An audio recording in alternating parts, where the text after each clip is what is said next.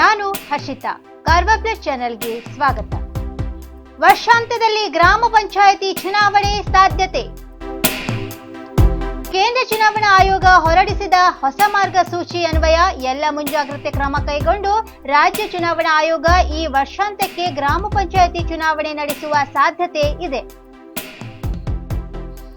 ರಾಜ್ಯದಲ್ಲಿ 6025 ಗ್ರಾಮ ಪಂಚಾಯತ್ಗಳಿದ್ದು ಅವುಗಳ ಅವಧಿ ಜೂನ್ ಜುಲೈ ತಿಂಗಳಿಗೆ ಅಂತ್ಯವಾಗಿದೆ. ಕೋವಿಡ್-19 ಸಾಂಕ್ರಾಮಿಕ ರೋಗದ ಹಿನ್ನೆಲೆಯಲ್ಲಿ ಅಸಾಧಾರಣ ಸಂದರ್ಭ ಎಂದು ಭಾವಿಸಿ ರಾಜ್ಯ ಚುನಾವಣಾ ಆಯೋಗ ಪಂಚಾಯತ್ ಚುನಾವಣೆಯನ್ನು ಮೇ ತಿಂಗಳಲ್ಲಿ ಮುಂದೂಡಿತ್ತು. ಈ ಮಧ್ಯೆ ಚುನಾವಣೆ ಮುಂದೂಡಿರುವುದನ್ನು ಪ್ರಶ್ನಿಸಿ ಹೈಕೋರ್ಟ್ನಲ್ಲಿ ಸಾರ್ವಜನಿಕ ಹಿತಾಸಕ್ತಿ ಅರ್ಜಿಯೊಂದನ್ನು ಸಲ್ಲಿಸಲಾಗಿದೆ.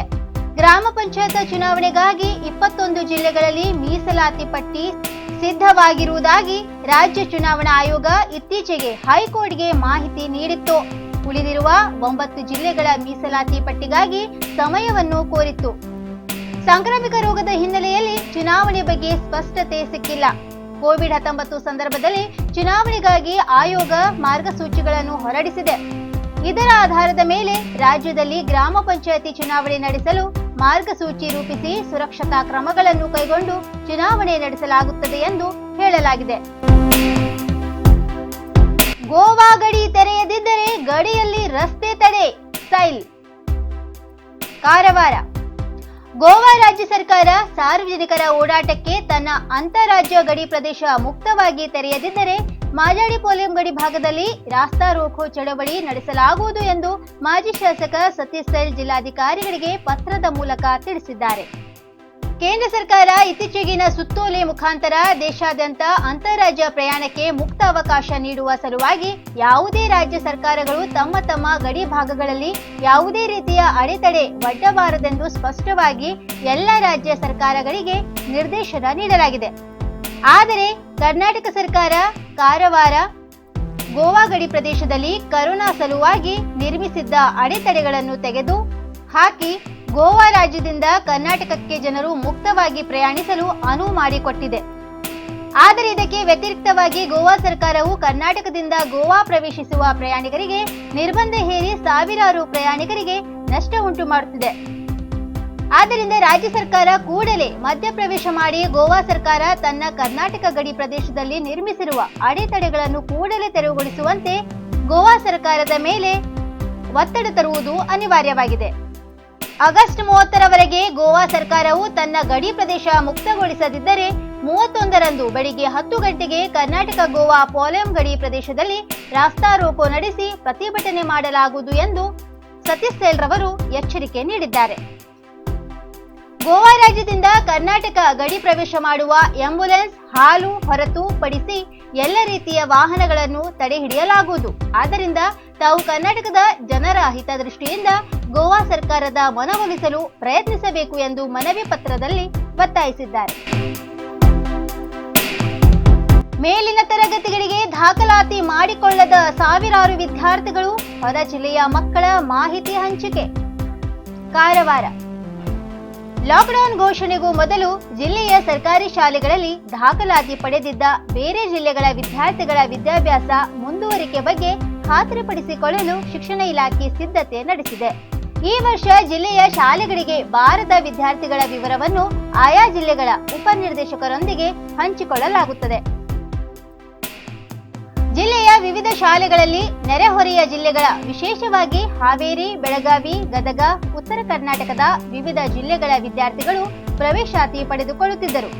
ವಸತಿ ನಿಲಯಗಳಲ್ಲಿ ಸಂಬಂಧಿಕರ ಮನೆಗಳಲ್ಲಿ ಇದ್ದುಕೊಂಡು ಶಾಲೆಗಳಿಗೆ ಹೋಗುತ್ತಿದ್ದರು. ಆದರೆ ಕರೋನಾ ಸಂಬಂಧ ಲಾಕ್ಡೌನ್ ಘೋಷಣೆಯಾದ ಬಳಿಕ ಅವರು ತಮ್ಮ ಊರಿಗೆ ವಾಪಸ್ ಹೋಗಿದ್ದರು. ಅವರಲ್ಲಿ ಈ ಬಾರಿ ಮೇಲಿನ ತರಗತಿಗಳಿಗೆ ಪ್ರವೇಶಾತಿ ಪಡೆಯುವ ವಿದ್ಯಾರ್ಥಿಗಳ ಪಟ್ಟಿಯನ್ನು ಸಿದ್ಧಪಡಿಸಲಾಗುತ್ತಿದೆ. ಕಾರವಾರ ಶೈಕ್ಷಣಿಕ ಜಿಲ್ಲೆಯ ಸರ್ಕಾರಿ ಶಾಲೆಗಳಲ್ಲಿ ಈಗಾಗಲೇ 90% ದಾಖಲಾತಿ ಆಗಿದೆ. ಆದರೆ ವಿವಿಧ ಹಾಸ್ಟೆಲ್ಗಳಲ್ಲಿ ಇದ್ದ ಸಾವಿರಾರು ವಿದ್ಯಾರ್ಥಿಗಳು ಬಂದಿಲ್ಲ. ಜಿಲ್ಲೆಯ ಯಾವ ತಾಲೂಕಿನ ಯಾವ ಶಾಲೆಯಲ್ಲಿ ಅವರ ಪ್ರವೇಶಾತಿ ಇತ್ತು ಎಂದು ತಿಳಿದುಕೊಳ್ಳಲಾಗುತ್ತದೆ. ಆ ಮಾಹಿತಿಯನ್ನು ವಿದ್ಯಾರ್ಥಿಗಳ ಮೂಲ ಜಿಲ್ಲೆಗಳ ಶಿಕ್ಷಣ ಇಲಾಖೆ ಉಪನಿರ್ದೇಶಕರಿಗೆ, ಕ್ಷೇತ್ರ ಶಿಕ್ಷಣಾಧಿಕಾರಿಗಳಿಗೆ ಪತ್ರ ಬರೆದು ತಿಳಿಸಲಾಗುತ್ತದೆ. ಈ ಮೂಲಕ ವಿದ್ಯಾರ್ಥಿಗಳು ಶಾಲೆಗಳಿಗೆ ದಾಖಲಾಗುವಂತೆ ಗಮನ ಸೆಳೆಯಲಾಗುತ್ತದೆ. ಈ ಮಾಹಿತಿಯೊಂದಿಗೆ ವಿದ್ಯಾರ್ಥಿಗಳು ನಮ್ಮ ಜಿಲ್ಲೆಯ ಶಾಲೆಗಳಲ್ಲಿ ಯಾಕೆ ಪ್ರವೇಶಾತಿ ಪಡೆದುಕೊಂಡಿಲ್ಲ ಎಂದು ತಿಳಿದುಕೊಳ್ಳಲು ಪ್ರಯತ್ನಿಸಲಾಗುತ್ತದೆ. ಅವರನ್ನು ಆಯಾ ಜಿಲ್ಲೆಗಳಲ್ಲಿ ಶಾಲೆಗೆ ಸೇರಿಸಿಕೊಳ್ಳುವುದು ಅಥವಾ ವಿದ್ಯಾಗಮ ಯೋಜನೆಯಲ್ಲಿ ಒಳಪಡುವಂತೆ ನೋಡಿಕೊಳ್ಳುವುದು ನಮ್ಮ ಉದ್ದೇಶ ಎಂದು ವಿವರಿಸಿದರು. ಸಂಡೆ ಮಾರುಕಟ್ಟೆಯಲ್ಲಿ ಬೇಕಾಬಿಟ್ಟಿ ವ್ಯಾಪಾರಕ್ಕೆ ತಡೆ.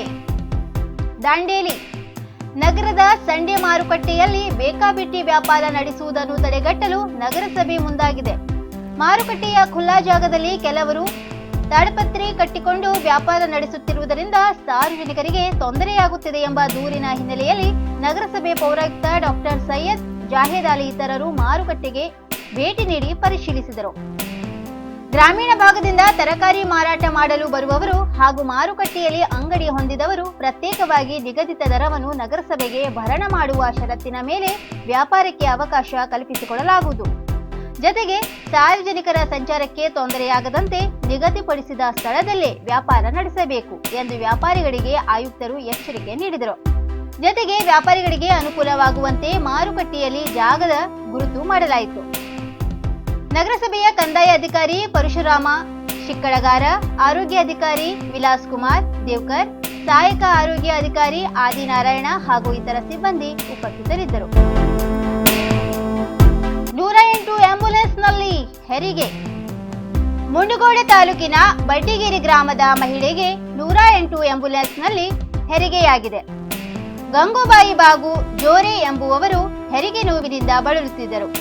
ಗ್ರಾಮದಿಂದ ತಾಲೂಕು ಆಸ್ಪತ್ರೆಗೆ 108 ಆಂಬ್ಯುಲೆನ್ಸ್ನಲ್ಲಿ ಕರೆತರುತ್ತಿದ್ದಾಗ ಮಾರ್ಗ ಮಧ್ಯೆ ಟಿಬೆಟಿಯನ್ ಕಾಲೋನಿ ಹತ್ತಿರ ಮಹಿಳೆಗೆ ತುಂಬಾ ನೋವು ಕಾಣಿಸಿಕೊಂಡಿತ್ತು. ತಕ್ಷಣ ಆಂಬ್ಯುಲೆನ್ಸ್ ಅನ್ನು ರಸ್ತೆಯ ಪಕ್ಕಕ್ಕೆ ನಿಲ್ಲಿಸಿ ವಾಹನದಲ್ಲಿದ್ದ ತುರ್ತು ವೈದ್ಯಕೀಯ ತಂತ್ರಜ್ಞ ಧನ್ರಾಜ್ ಸಿ, ಆಶಾ ಕಾರ್ಯಕರ್ತೆ ಸವಿತಾ ಜನ್ನು ಮತ್ತು ಚಾಲಕ ಭೀಮಪ್ಪ ಬಿ ಇವರು ಸುರಕ್ಷಿತ ಹೆರಿಗೆ ಮಾಡಿಸಿದ್ದಾರೆ. ತಾಯಿ ಮತ್ತು ಗಂಡು ಮಗು ಆರೋಗ್ಯವಾಗಿದ್ದಾರೆ. ಉತ್ತರ ಕನ್ನಡ ಜಿಲ್ಲೆಯಲ್ಲಿ 198 ಮಂದಿಗೆ ಕೋವಿಡ್ ಪಾಸಿಟಿವ್, 3 ಸೋಂಕಿತರು ಮೃತ. ಕಾರವಾರ ಜಿಲ್ಲೆಯಲ್ಲಿ 198 ಕೋವಿಡ್ ಪ್ರಕರಣಗಳು ವರದಿಯಾಗಿದ್ದು 111 ಮಂದಿ ಗುಣಮುಖರಾಗಿ ಬಿಡುಗಡೆಯಾಗಿದ್ದಾರೆ.